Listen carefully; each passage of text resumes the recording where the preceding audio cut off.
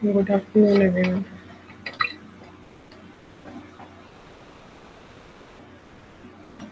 Good afternoon.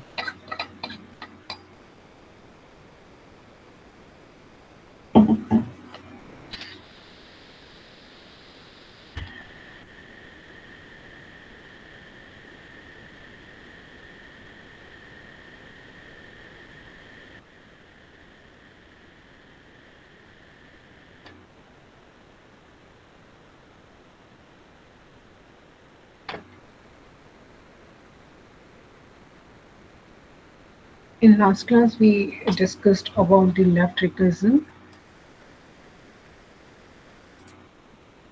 तो when a production start itself, जब कोई प्रोडक्शन अपने आप से स्टार्ट होगा, that means on left recursion. तो लेफ्ट रिकर्जन रिमूव करने का फॉर्मूला क्या है कि उस प्रोडक्शन में कुछ लेफ्ट रिकर्सिव ग्रामर प्रोडक्शंस होंगे और कुछ नॉन रिकर्सिव होंगे. तो रूल इज दैट कि जो नॉन रिकर्सिव है उसको पहले लिखेंगे और एक न्यू वेरिएबल ऐड करेंगे ए डैश, और ए डैश के प्रोडक्शन में रिकर्सिव पोर्शन से रिकर्सिव पोर्शन को हटाकर जो रिमेनिंग वेरिएबल और टर्मिनल हैं उनके साथ उस न्यू वेरिएबल को अटैच करेंगे और एक्स्ट्रा एक नल प्रोडक्शन ऐड करेंगे. This is the rule of the left recursion. इस पे बेस्ड हमने काफी सारे क्वेश्चन कर लिए थे. Next topic is removal of the useless production. Removal of the useless production. In a CFG, it may not be necessary to use all the symbols or all the production for deriving a sentence. It is not necessary. So here we study a context-free language and we try to eliminate those symbols and productions which are not useful for the derivation of the sentence. Which are not useful for the derivation of the sentence. Example देखिए. Suppose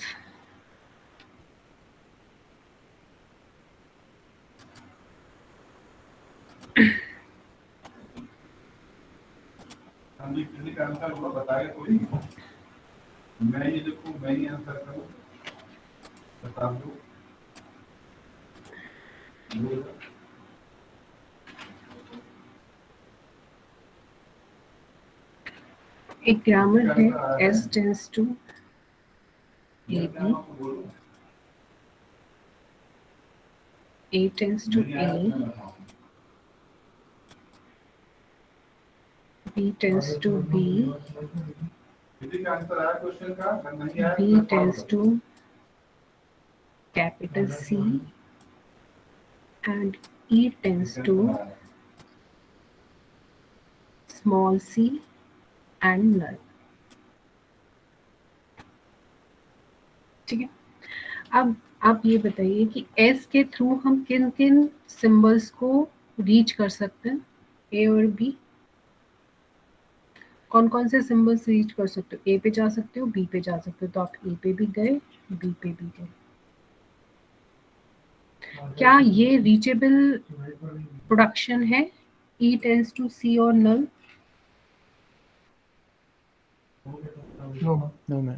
तो ये as it is remove हो गया, because इसकी कोई reachability नहीं है। जैसे आप डीएफए में नॉन रिचेबल स्टेट्स हटा देते हैं, सेम ग्रामर। ग्रामर हमेशा कहाँ से स्टार्ट होती है? स्टार्टिंग सिंबल से। स्टार्टिंग सिंबल में कौन से वेरिएबल हैं? ए और बी। ए और बी में भी ई नहीं है कि हम ए से ई पे चले जाते, तो E is a non reachable, तो ये तो ऐसे ही हट गया। अब B tends to capital C, ये वेरिएबल है कैपिटल सी। क्या सी से कोई टर्मिनल जनरेट हो रहा है? ये कभी एंड होगा B tends to C? No ma'am. Because C does not derive any symbol. Because C is not derive any symbol. तो आपका ये भी हट गया। ठीक है, तो elimination of useless symbols means we try to eliminate those symbols in production. आपने symbol भी यहाँ पे delete किया है, कौन सा? C, B और E, C और E, और production, दो production delete किया है।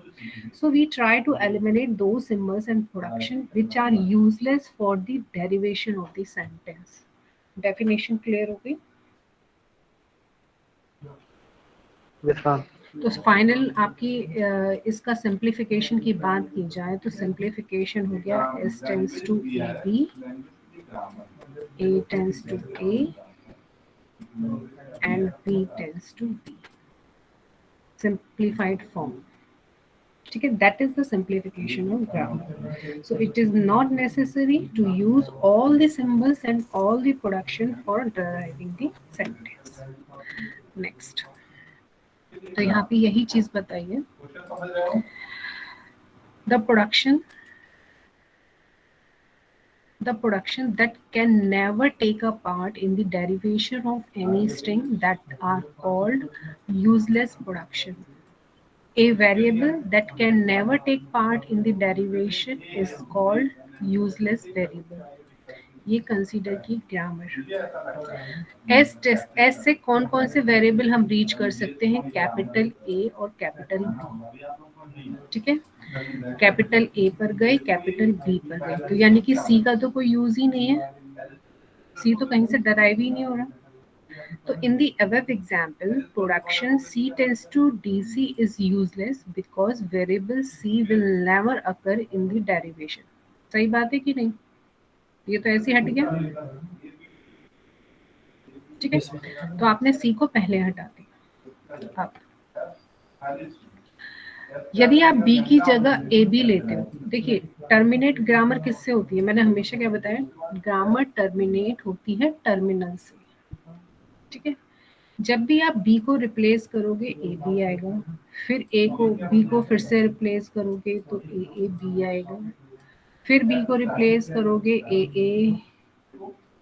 बी आएगा। यानी कि ये बी क्या है? इनफाइनाइट है, ये कभी टर्मिनेट होगा? आप इसको किसी, या तो इसकी जगह कोई टर्मिनल होना चाहिए था ना, स्लैश ए होता या स्लैश बी होता या स्लैश सी होता। तो in the production B tends to AB is also useless because there is no way it will ever terminate. कोई इसे हम टर्मिनेट कर ही नहीं सकते, ये हमेशा इनफाइनाइट लूप में जाएगा because it never terminate. So it can never produce a string. कभी कोई string निकल के नहीं आएगी क्योंकि ये टर्मिनेट ही नहीं होगा। So hence the production can never take part in any derivation. तो B हमने डिलीट कर दिया। ठीक है, ये बी और सी का डिलीशन आपको समझ में आ गया? सबको क्लियर हो गया? अब यस मैम। एस के प्रोडक्शन में ए बी एस है, ए बी ए है। जब आपने बी को डिलीट किया तो इसका कोई रोल रह जाता है? इसका कोई रूल नहीं है ना, रूल। तो ये भी आपने डिलीट कर दिया। तो फाइनली आपकी ग्रामर क्या होगी? S tends to A B S slash A B A and A tends to C D. समझ में आ गया यूजलेस सिंबल्स एंड प्रोडक्शंस। इसका रूल अभी मैं और आगे जाके बताऊंगी, पहले मोटा मोटा आपको क्लियर हो गया कि नहीं? Yes ma'am. ये कभी कोई स्ट्रिंग जनरेट नहीं करेंगे, तो ये फालतू का स्पेस और टाइम लेंगे हमारा, तो हमने ये डिलीट कर दिया। सेम ये जैसे हमने मिनिमाइजेशन ऑफ डीएफए पढ़ा था, अब हम मिनिमाइजेशन ऑफ सीएफजी पढ़ेंगे, that is called the simplification. तो यहाँ पे आपने बात कर ली यूजलेस प्रोडक्शन और यूजलेस सिंबल्स की, ठीक है। अब next important point, removal of the null production, very important. यदि आपका एमसीक्यू बेस्ड पेपर है तो आपको ग्रामर दी जाएगी और आपसे कहा जाएगा रिमूव करिए नल प्रोडक्शन। नल प्रोडक्शन कौन से होते हैं? जहाँ पे ए टेंड्स टू नल हो। अब नल की फॉर्म मैंने आपको बता दी है, नल का सिंबल ये भी है, लैम्डा भी है और एप्सिलॉन भी है। तो इसकी जगह तीनों में से कोई एक सिंबल हो सकता है, ठीक है।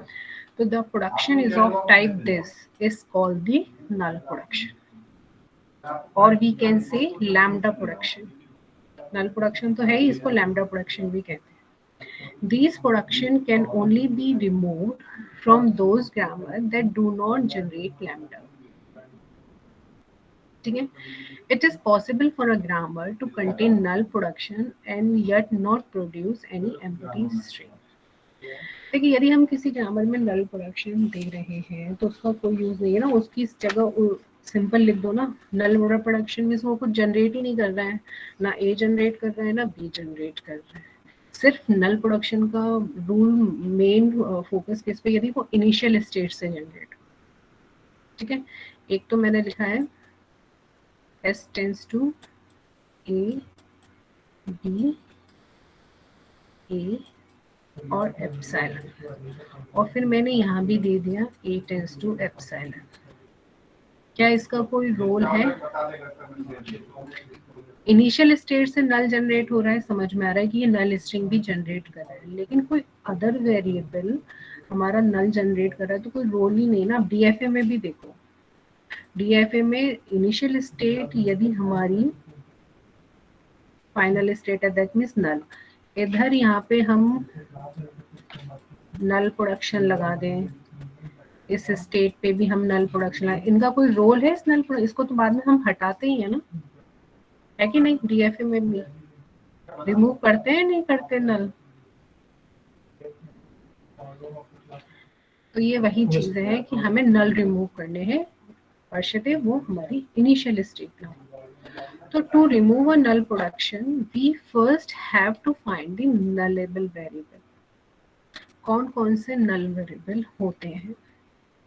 ए nullable variable is always that directly generate a null production. तो यहाँ पे nullable variable कौन सा है? इधर पहले तो a है क्योंकि a से डायरेक्ट null जनरेट हो रहा है, ठीक है। और a की वैल्यू यदि आप यहाँ पुट कर दो तो s भी nullable हो गया, ठीक है। तो we first find the nullable variable and a variable a is called the nullable if lambda can be derived from a, ठीक है। तो a is also a nullable, और a की वैल्यू आप यहाँ सपोज b में लिखा हुआ a1 a2 a3 up to an, a की वैल्यू आप यहाँ पुट करोगे तो b भी nullable हो गया, ठीक है। तो for where all the ai's are the nullable then b is also a nullable। समझ में आ गया ये रूल? Yes, ma'am. सपोज ये जो हमने यहाँ पे ग्रामर ली थी, सपोज यहाँ पे नल है, सपोज, तो b तो नलेबल वेरिएबल है क्योंकि b डायरेक्ट एप्सिलॉन जनरेट कर रहा है। अब b की वैल्यू हम कहाँ रख रहे हैं? यहाँ पर, तो a भी नलेबल हो गया, ठीक है। और a की वैल्यू हम कहाँ रख रहे हैं? s पर, तो s भी नलेबल वेरिएबल हो गया। डेफिनेशन क्लियर हो गई नलेबल वेरिएबल की।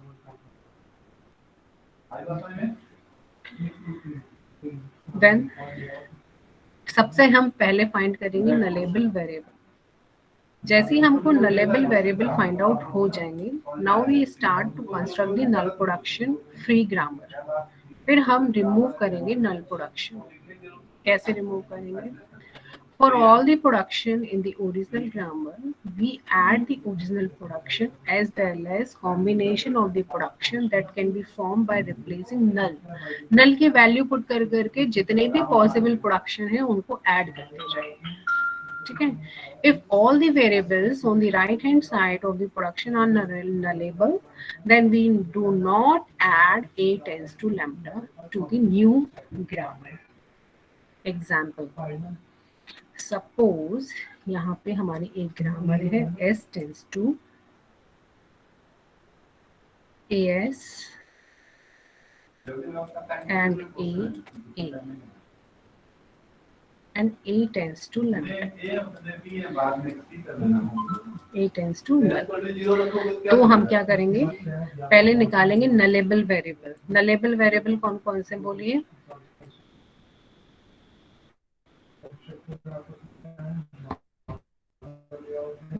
nullable variable कौन कौन से हुए यहाँ पे. सबसे पहले मैंने ये तो बताया nullable variable फाइंड करिए. बताइए nullable variable कौन कौन से हुए. ए और a की वैल्यू यहाँ पुट करोगे तो s भी हो गया ना.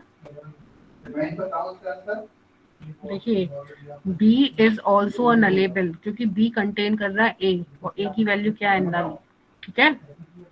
कौन हो गया nullable variable s and a. ठीक है. अब a की वैल्यू है नल, यहाँ पुट करो तो क्या प्रोडक्शन आए. s टेंड्स टू as और यदि a की जगह हमने नल पुट कर दिया तो क्या आया a. ठीक है. We replace all the null on the place of the nullable variable and add extra production. और s की जगह नल पुट करोगे तब भी a ही आएगा. तो दो बार a लिखने की जरूरत तो नहीं होती, एक सिंगल a लिख दिया. समझ में आ गया. Replace all null on the place of the nullable variable, यानी कि दोनों सिंबल्स में नल पुट करना है. मैम हाँ बोलो. मैम एस बी एक नलेबल वेरिएबल है. हाँ तो मैम हम लोग ने सीधा एस टेंड्स टू ए क्यों नहीं लिखा. तो सिंगल ए जनरेट करेगा ना बेटा. और ग्रामर क्या कह रही है, string of A double A triple A. ठीक है ना. Okay okay ma'am. यदि एस की देखो जो प्रोडक्ट है उनको नहीं हटाएंगे, आप एक्स्ट्रा ऐड करेंगे. जो ऑलरेडी एग्जिस्ट करते हैं उनको नहीं रिमूव करना. देखो यहाँ लिखा हुआ है we add the original production as well. आपको s टेंस टू as तो हटाना ही नहीं है. ओरिजिनल है वो तो ऐड रखना ही रखना है, एक्स्ट्रा में ऐड करना है. ठीक है. यदि आप s की जगह नल रखोगे तो ये नहीं है, ओरिजिनल को एज इट इज रखना है. ठीक है. और बाकी जो आएंगे उनको ऐड करना है, बाकियों को ऐड करना है. जैसे एक और एग्जांपल लेते हैं यहाँ पे. देखो s tends to a b b.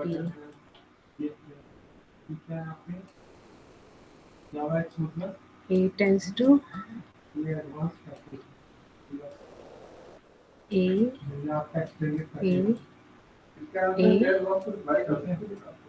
b b and b tends to double b and epsilon. ठीक है. अब मुझे बताइए नलेबल वेरिएबल कौन कौन से हैं. पहले बी हाँ बी ए तीनों है. एस पी है. एस बी है. ठीक है. Very good. एस बी है, ए बी है और बी बी है. जो नलेबल वेरिएबल होते हैं उसमें हम नल पुट करते हैं, यानी कि हमें तीनों में पुट करना है. ठीक है. इतना समझ में आ गया. अब चलिए नल हटाते हैं. ध्यान से देखना इसको. तीनों हमारे नलेबल वेरिएबल है. अब कैसे करेंगे. सबसे पहले हम हटाते हैं एस से, तो जो है एक्चुअल है वो एज इट इज लिख लो। एक्चुअल क्या है, ओरिजिनल को नहीं टच करना है, ए बी बी, ठीक है। अब नलेबल वेरिएबल क्या है, बी। बी की वैल्यू हमने नल पुट कर दी यहाँ पर, तो क्या आया, यदि बी की वैल्यू यहाँ नल पुट कर दी तो क्या आएगा, बताओ। यहाँ पे स्मॉल बी। तो इसको एक्स्ट्रा ऐड करना है, ओरिजिनल के साथ एक्स्ट्रा ऐड करना है, ठीक है। अब ए के प्रोडक्शन बताइए।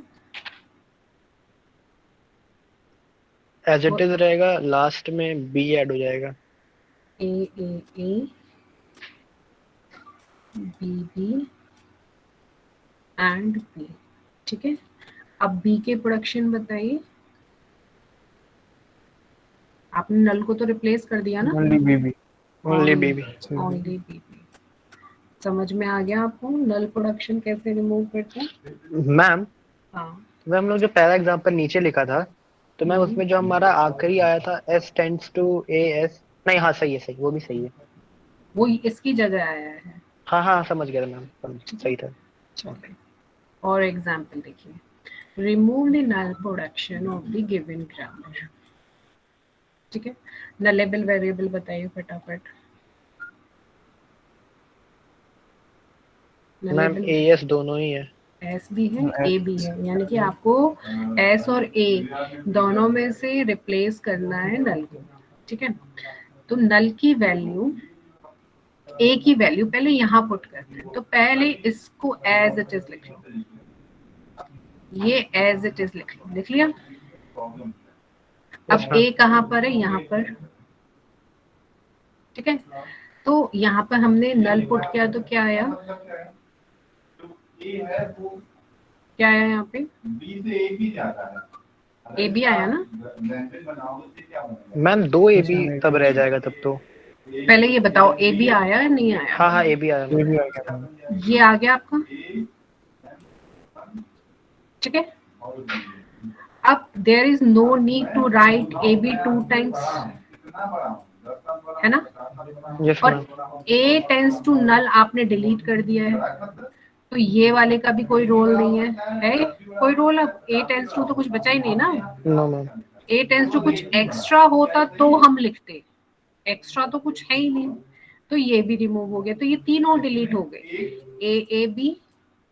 ए बी और ये एक सिंगल ए बी रह जाएगा। तो फाइनल ग्रामर आपकी क्या हो गई, S tends to A S B, A B and E. समझ में आ गया simplification, this is also a simplification.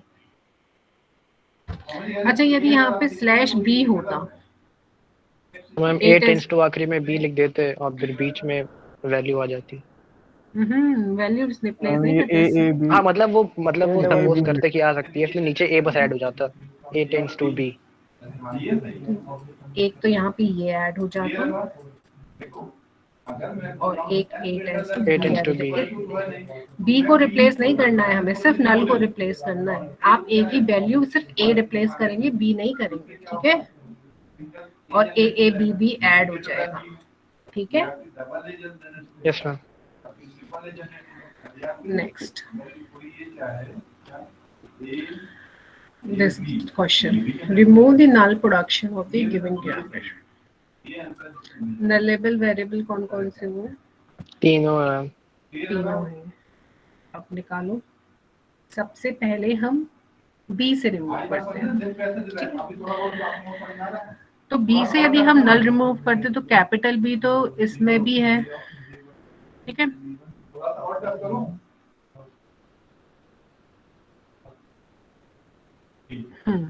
ठीक है।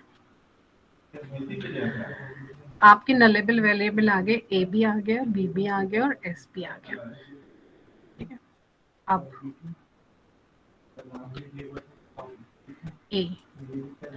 ए बी को एज इट इज लिख लो, ठीक है। अब ए बी नल है, बी बी नल है, तो क्या कहती है ग्रामर, जरूरी नहीं है एक साथ दोनों नल पुट हो, एक बार ए को नल रखिए, एक बार बी को नल रखिए, एक बार दोनों को नल रखिए।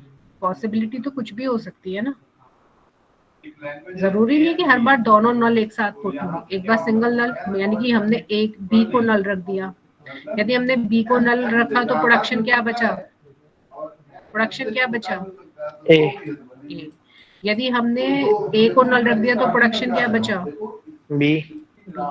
और यदि हमने दोनों को नल रख दिया तो प्रोडक्शन क्या बचा? नल। समझ में आ गया आपको एस का प्रोडक्शन? एस का प्रोडक्शन क्लियर हो गया आपको? Yes ma'am. ठीक है। अब ए के प्रोडक्शन सेम यहाँ पर ए टेंस टू ए, नल को तो छोड़ दो, नल तो हमें रिप्लेस करना है, तो ए टेंस टू ए आपने लिखा। अब यदि दोनों नल की ए की वैल्यू नल है तो एक बार एक ए आप रिप्लेस करो, क्योंकि इटरेशन है ना, ये तो रिकर्सिव है। एक ए हटाया तो ए बचा, पहले इसको नल रखा फिर इसको नल रखा, दोनों बार ए आया, दोनों ए को सिंगल ए लिख दिया। ठीक है, एक बार दोनों को नल रख दिया, इस ए को भी इस ए को भी, तो क्या बचा? ए। समझ में आई है ए के प्रोडक्शन? Ma'am yes ma'am. हाँ बोलो। मैम अगर कैपिटल ए की वैल्यू नल है तब मैम दोनों ही जगह कैपिटल ए पे नल नल आएगा ना तब तो। यहाँ दो नल है, ग्रामर जरूरी नहीं है दोनों को एक साथ। मैंने क्या कहा, इटरेट रिकर्सिव केस है, मे बी ये नल हो, ये नल हो, या फिर दोनों ही नल हो। दोनों तीनों पॉसिबिलिटी है। यदि ओके मैम। फर्स्ट नल है तो ए आया, सेकंड नल है तो भी ए आया, और दोनों नल हैं तो सिंगल ए आया। अब इसको तो एक बार ही लिख सकते हैं ना, यस मैम। ठीक है, इसलिए यहाँ सिंगल एक बार लिखा है मैंने। बहुत इंपॉर्टेंट क्वेश्चन है। सेम बी के साथ होगा,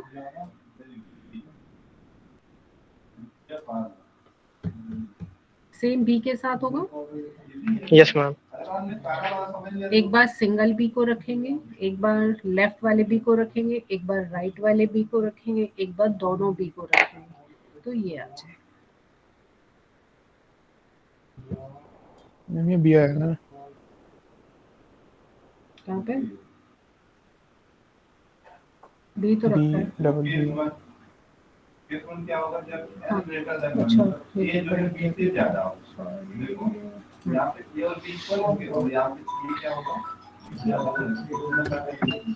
कैपिटल बी, ठीक है।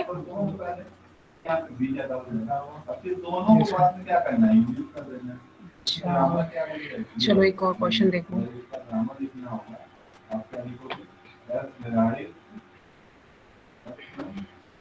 अब आप ये चीज, यदि आप ये एग्जाम्पल समझ गए हो तो आप ये वाला कर लोगे, बताना इसका। S tends to 0 double A 0 0 0 S और 1 1 B, B tends to, sorry, B A tends to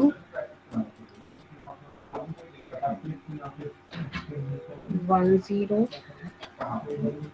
0 0 epsilon, and b tends to a b और b a। पहले कॉपी में सॉल्व कर लो फिर डिस्कस करो, इसमें से नल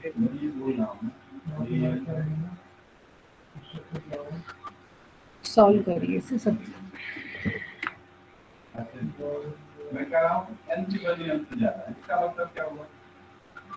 ये एक क्वेश्चन का सब पार्ट पढ़ रहे हैं, अभी क्वेश्चन पे तो मसले आए नहीं है, ये तो अभी डिफरेंट डिफरेंट मैं आपको बता रही हूँ।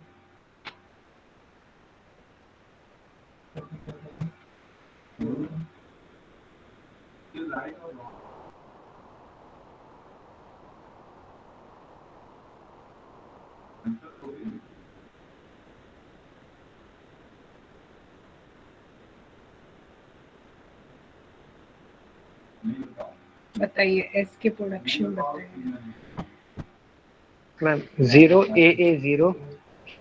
पहले तो ये वाले एज इट इज लिख दो। Yes ma'am. 0 AA 0 0 0 S 1 1 B। अब एक्स्ट्रा क्या ऐड होंगे वो बताइए। मैम पहले तो 0 A 0। 0 A 0 very good. और 00। 1 0 0। और कोई ऐड होगा? No ma'am. ठीक है। बी के बताइए। ए का बताइए। ए का तो यहाँ पे 1 0। बस एक ही बचा है, भाई आ जाएगा। ठीक है। बी के बताइए। पहले जो है मैम वही लिख देंगे। ए ए बी एंड बी ए। अब बताइए। मैम एक A B आ जाएगा एक ए बी और एक B। एक B। This is the answer. समझ में आ गया सबको? ये ध्यान रखिएगा, ओरिजिनल प्रोडक्शन को चेंज नहीं करना, एक्स्ट्रा प्रोडक्शन ऐड करना। नेक्स्ट थर्ड क्वेश्चन देखिए। Remove the null production from the given grammar. Nullable variable कौन कौन से होंगे? मैम B A और फिर S, मतलब ऐसे भी। Very good. यानी कि नल हम कहाँ कहाँ लगाएंगे? एस में चेंज करेंगे, ए में चेंज करेंगे, बी में, सी में कुछ नहीं होगा चेंज, तो सी को एज इट इज लिख दिया। ठीक है। जो नलेबल वेरिएबल होते हैं वहां पे ही वैल्यू चेंज होती है। ठीक है, इसलिए हम निकालते हैं। अब एस के प्रोडक्शन देखिए। यदि ए की जगह आप पहले तो जो एक्चुअल है वो रख दीजिए। अब यहाँ कितनी पॉसिबिलिटी है? एक बार इस ए को नल रखा हमने तो क्या बचा? बी ए सी। यस ठीक है। मैम। एक बार बी को नल रखा तो ए ए सी। एक यस बार मैम। इस वाले ए को नल रखा तो ए बी सी। ठीक है। ये तीनों समझ में आए जब हमने सिंगल यस मैम। सिंगल नल रखे हैं। ये था ए बी ए सी। ये तो जब था जब सिंगल सिंगल ए रखे। अब डबल डबल रखो। यदि हमने ए और ए को नल रखा, दोनों ए को एक साथ, दोनों ए को एक साथ नल रखा तो क्या आया? बीसी। BC। ठीक है। एक बार हमने BA को नल लग दो। बी को नल रखा, बी ए, हाँ सारे पॉसिबल कॉम्बिनेशन लो। बी एक बार ए को रखा, एक बार बी ए को रखो तो ए सी। ठीक है। ये तो बनेंगे दो कॉम्बिनेशन ए बी के। Yes ma'am. एक बार और एक बार सिंगल बी को रखा तो डबल ए, तो डबल ए सी ऑलरेडी आ रखा है। ठीक है। तो ये दो एक्स्ट्रा रख दिए। एक बार तीनों को नल रखा तो क्या आया? Single C. सी। ठीक है। ये ध्यान रखिएगा, पहले सिंगल सिंगल नल रखिए, फिर डबल, फिर ट्रिपल, फोर, जितने भी कॉम्बिनेशन पॉसिबल है, परमिटेशन कॉम्बिनेशन, वो सारे कॉम्बिनेशन आपको अप्लाई करने हैं। ए के प्रोडक्शन में देखिए, A tends to A as it is लिख देंगे। फिर इस ए की जगह हमने नल पुट किया तो सिंगल ए एक्स्ट्रा ऐड हो गया। ठीक है। सेम बी, बी में B X as it is लिख दिया और बी की जगह नल डाला तो एक्स्ट्रा बी ऐड हो गया। समझ में आ गया इतना? Question number third clear? Yes ma'am. Yes ma'am. Fourth question का आंसर करिए।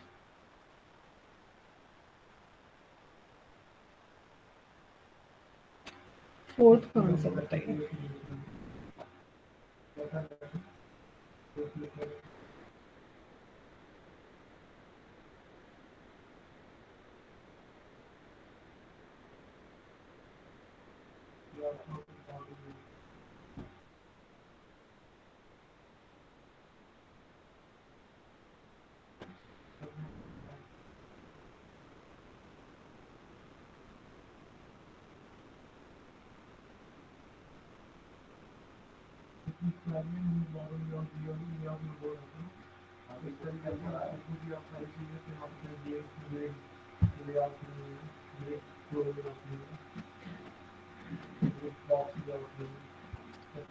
एस की प्रोडक्शन बताइए। नलेबल वेरिएबल कौन कौन से हैं?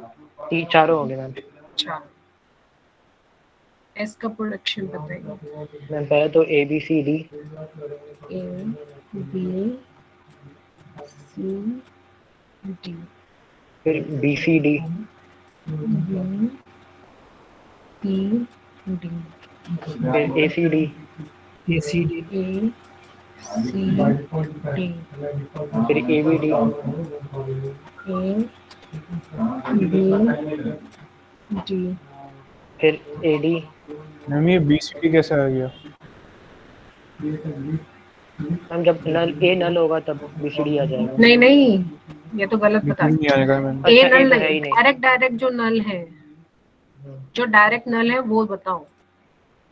तुमने फिर वही एक्स्ट्रा वैल्यू, मैंने कहा ना एक्स्ट्रा नहीं रखना, जो नल है उसी को लेके चलो। फिर से बोलो।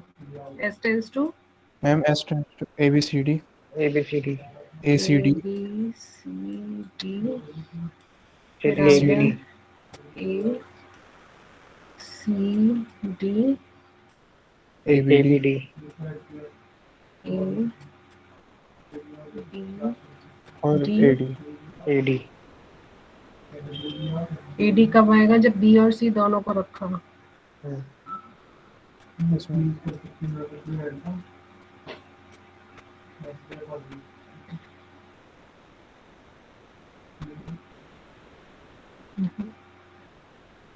चलिए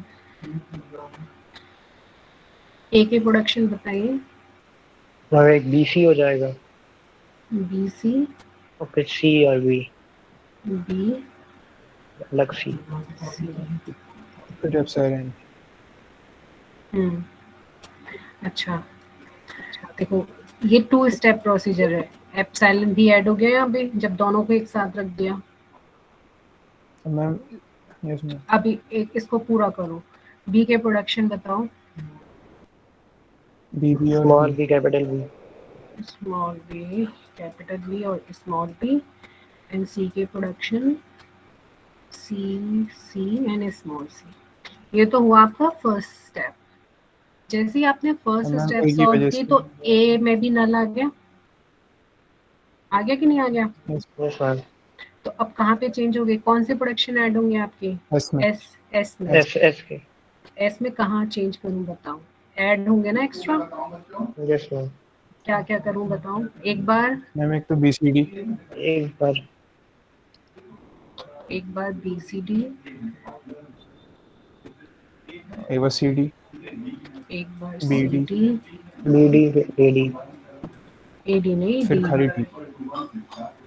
बी डी और फिर डी। समझ में आ गया? Yes ma'am. क्लियर? ये यस 2 स्टेप में सॉल्व होगा। मैम डायरेक्टली नहीं लिखेंगे ना?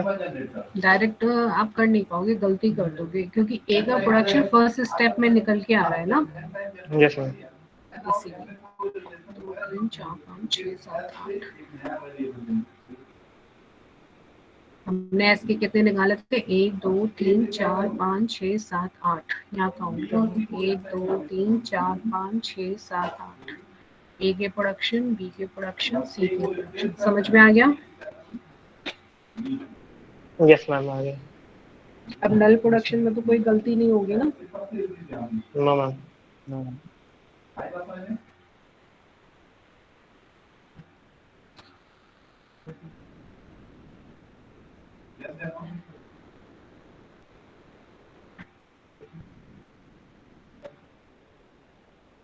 ठीक है, यूनिट प्रोडक्शन फिर मैं आपको कल कराऊंगा, क्योंकि अभी खत्म तो हो नहीं पाएगा।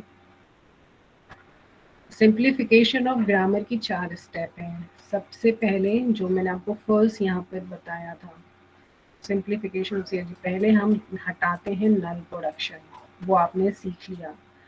फिर हम हटाते हैं यूनिट प्रोडक्शन, फिर हम हटाते हैं एक्स्ट्रा वेरिएबल, और फिर हटाते हैं हम एक्स्ट्रा प्रोडक्शन, तब जाके ये क्वेश्चन पूरा सॉल्व होगा। तो अभी तो मैं आपको सब पार्ट्स बता रही हूँ, ये जो मैंने डायरेक्ट डिलीट कर दिया था ना, ये डायरेक्ट प्रोसीजर नहीं है, स्टेप बाय स्टेप प्रोसीजर है। पहले नल, फिर यूनिट, फिर वेरिएबल, फिर प्रोडक्शन। ठीक है, ये हम कल की क्लास में। ए और डी के बीच में ही बीच आना चाहिए। अगर आप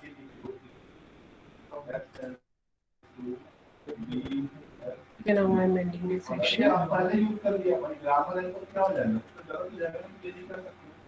अब दूसरा